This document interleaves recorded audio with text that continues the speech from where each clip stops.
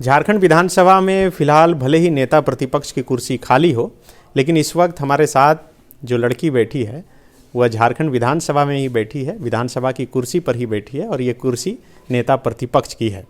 दरअसल झारखंड विधानसभा में दूसरे साल लगातार छात्र संसद का आयोजन किया गया है और इस छात्र संसद में साक्षी प्रिया नेता प्रतिपक्ष बनी है और इस छात्र संसद का जो है मुख्य मुद्दा था वो सड़क सुरक्षा को लेकर था। चूँकि ये छात्र संसद खत्म हो गया और हमारे साथ बात करने के लिए साक्षी प्रिया हैं। साक्षी, पहले बहुत बधाई आपको। बहुत बहुत नमस्कार सभी को, जोहार, बहुत बहुत धन्यवाद सर। तो आप नेता प्रतिपक्ष बनी थी? जी, मैं नेता प्रतिपक्ष बनी थी। तो यहाँ तो झारखंड में अभी नेता प्रतिपक्ष कोई है ही नहीं। ये अलग मुद्दा है सर, लेकिन छात्र संसद के तौर पर यहाँ जो बुलाया गया नेता प्रतिपक्ष का ही पद मिला था, तो ये गौरव का बात है।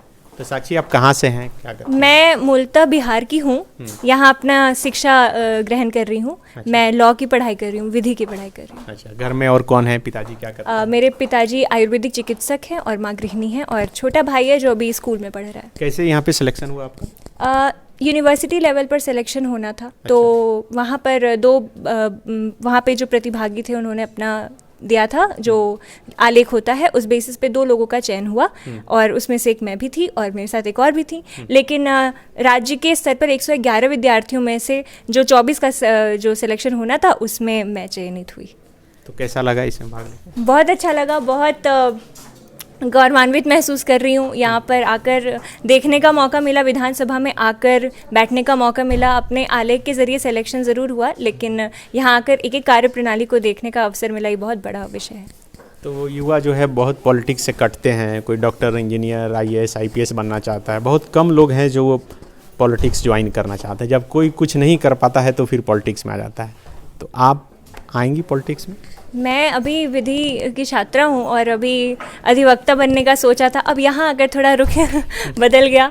हो सकता है आगामी जो भविष्य हो उसमें मैं पॉलिटिक्स में आना चाहूँ। हालांकि इतना आसान नहीं है। यहाँ आकर पता चला एक विधायक का कितना महत्वपूर्ण भूमिका होता है और बिल्कुल आसान कार्य नहीं है। आप अपनी जनता का प्रतिनिधित्व कर रहे होते हैं तो बहुत चीज़ों का ख्याल रखना पड़ता है। तो मौका मिले तो ज़रूर आऊँगी सर। तो ये तो लॉ और पॉलिटिक्स का बहुत गहरा कनेक्शन रहा है। कपिल सिब्बल को देख लीजिए, झारखंड में अभी अजीत कुमार, वो भी पॉलिटिक्स ज्वाइन कर लिए। तो आपको यहाँ जो कुछ भी 2-3 दिनों में सीखे, उससे लग रहा है कि पॉलिटिक्स में आना चाहिए युवाओं को?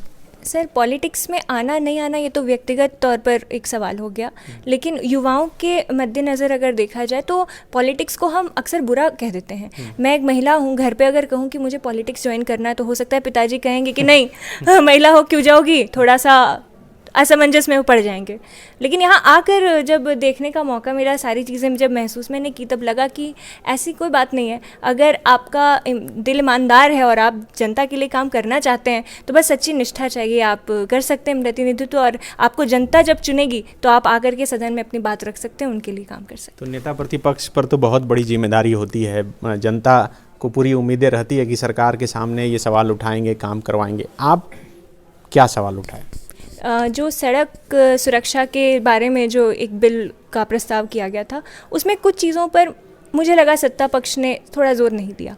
उस पर मैंने अपनी बात कही, क्योंकि सड़क सुरक्षा का जो विषय था वो प्राथमिक विषय था हमारा। आज सदन में उसी पर चर्चा होनी थी। लेकिन सारे चीज़ों को सुनते हुए मद्देनज़र मुझे ऐसा लगा प्रतिपक्ष के नेता होने के नाते कि कुछ चीज़ों पर बात नहीं हो पाई। मैंने उसको सामने रखा, क्योंकि अगर सत्ता अपने जनप्रतिनिधित्व के दौरान कुछ बातों को, अगर महत्वपूर्ण बिंदु को अगर मिस कर दे, अगर छोड़ दे, तो मेरे ख्याल से ये उनकी बहुत बड़ी लापरवाही होगी।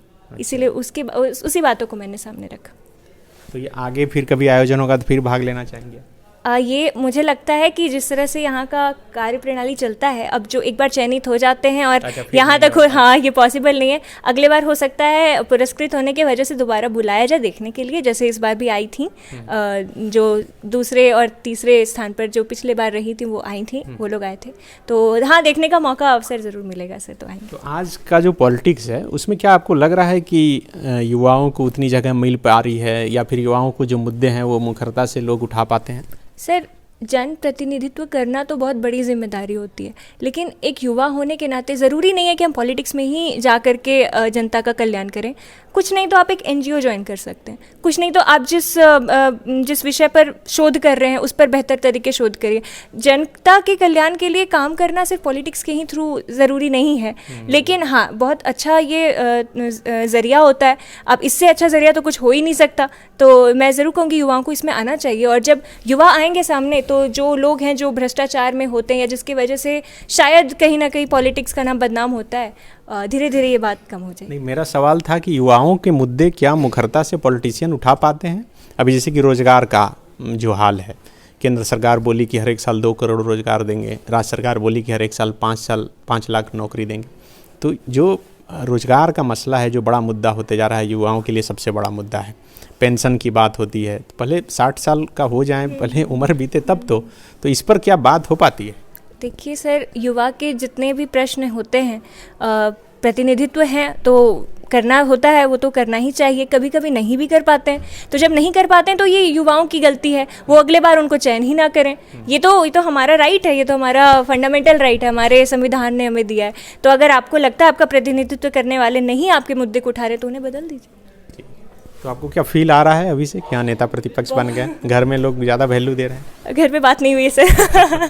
अभी होगी तो शायद वैल्यू मिले। घर पे जाने के बाद सर वही बेटी, सर वही बात हो जाता है, घर पे जाओ फिर घर के काम करो, माँ के लिए वही बेटी समान है, ऐसी कोई बात नहीं है सर। विवेकानंद विद्या मंदिर स्कूल एक CBSE affiliated English medium coed school है। हम शिक्षा के साथ संस्कार देते हैं। thefollowup.in. Like, share, and subscribe. www.thefollowup.in